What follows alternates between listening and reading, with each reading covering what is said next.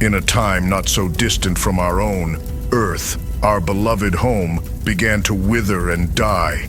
Once a cradle of life, her fertile soil now lay barren, and the oceans that had once teemed with life were drained of life. The air was thick with smoke, the skies choked by the greed of mankind. Overpopulation ran rampant, and the never-ending thirst for consumer goods drained the last vestiges of her natural beauty.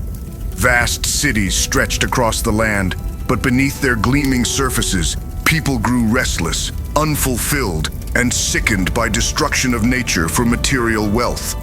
All around, the cry for help went unheard as the world burned and the soil grew infertile. Forests that once stood as towering sentinels fell to the wants of commerce, and once lush fields now lay desolate, void of life. Earth, her heart heavy with the weight of mankind's indifference, began to wither and die, and the light of hope seemed to fade from the world.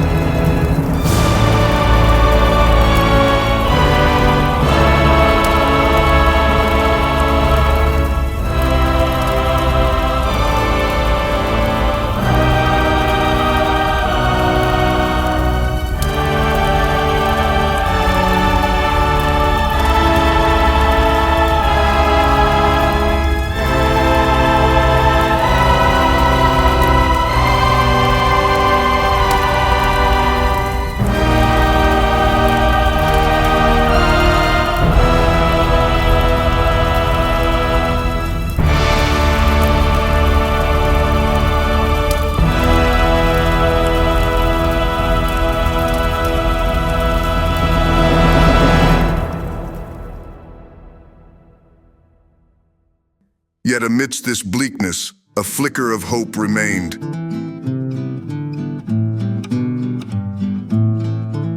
Giorni passano lenti e ti penso, senza te la notte è un immenso. Il vento porta un aroma lontano, il cuore batte piano lentamente. Sento il tuo amore e ovunque vada, in terra straniera ti voglio qua. Sento il tuo amore e ovunque vada, in terra straniera ti voglio qua. In the eternal city of Rome, one man searched for a long-lost secret. The temple of Anima Mundi. In a crumbling library of forgotten knowledge, Anima Mundi sought the key to saving the dying planet. He pored over ancient tomes. There, among the dust and shadows, he uncovered an ancient prophecy that spoke of the earth as a living being, a goddess with the power to give birth to a new world. The legend told of a sacred mountain shaped of a woman, a place where Earth's womb lay hidden, waiting to be awakened, waiting to couple with life to make life, waiting for a lover from the myriad beings on Earth to spark life anew in the earth.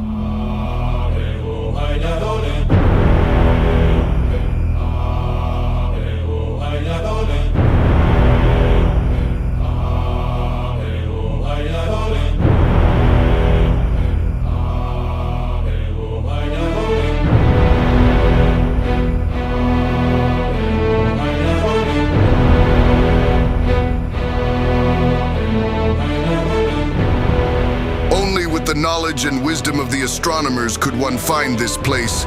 Only they, only he, could awaken the earth to her destiny. He left the ancient library to journey to the sacred place, and with the love of life in his heart, awaken earth to a rebirth of paradise, a new start for earth, the turning of the circle of life, the proof of Anima Mundi.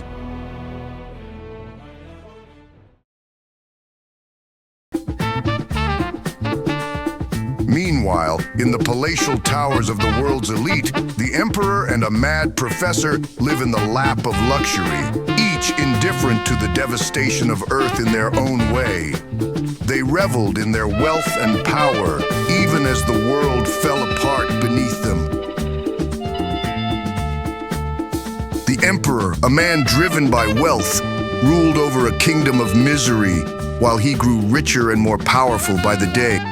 The mad professor, a brilliant but twisted scientist, sold the world such dreams and innovations as to fashion the world's vision in tune with his. Consumerism would be endless, products more useful and desirable, production lines more efficient. The emperor and the mad professor were untouchable, their laughter echoing across a world that could no longer sustain their wants. And they too were aware of the Anima Mundi temple prophecy. Ever watchful, had spies everywhere, their eyes fixed on every corner of the earth. They listened to every conversation, track every movement. They knew that the earth's rebirth could mean the end of their reign and would move swiftly to stop it. They could not allow this prophecy to come true, for it would strip them of their power and wealth. And as they realized all too well, the birth of a new earth meant the death of the old. They set forth to track our hero and destroy any hope of salvation before it could bloom into reality.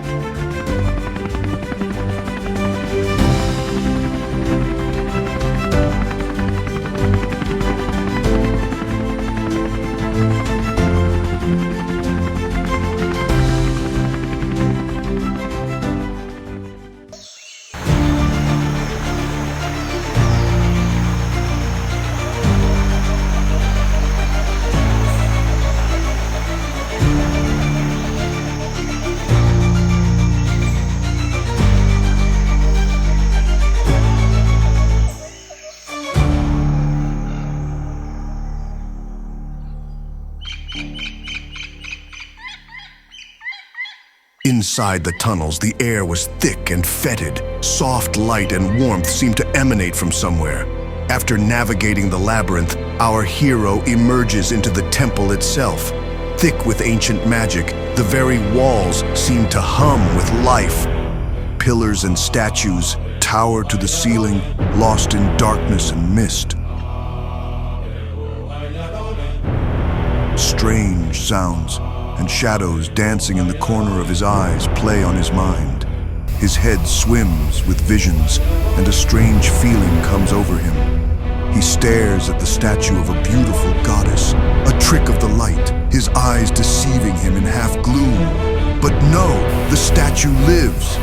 She awoke from her long, slumbering state, and the very energy of life swirled around our hero. Earth was no mere rock. She was a living, breathing entity, cosmic and beautiful. And there, in that moment of profound connection, Earth stirred. She walked, spoke, and beckons him to her. Our hero, with a heart full of love and carnal animal lust, joined with her in a union that transcended time and space. As their essences mingled, the Earth became pregnant, carrying within her the seed of a new world, merged in an act of creation so powerful that the Earth itself began to glow with the radiance of new life.